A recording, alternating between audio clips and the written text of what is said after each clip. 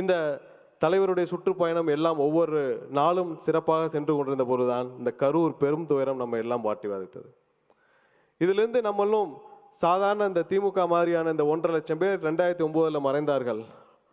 அதிலிருந்து பல பேர் அதில் தான் புதிதாக அரசியல் வந்தவர்கள், நான் உட்பட.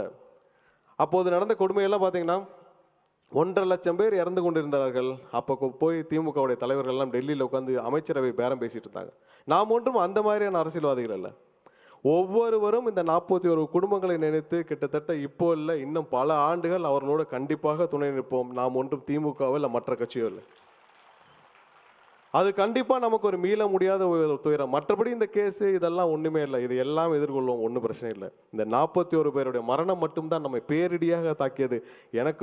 என்னை பொறுத்தவரை நம் தலைவர் வாழ்நாள் முழுவதும் இதிலிருந்து மீள மாட்டார் என்பதில் கண்டிப்பாக உறுதியாக நிச்சயமாக இருக்கிறோம்.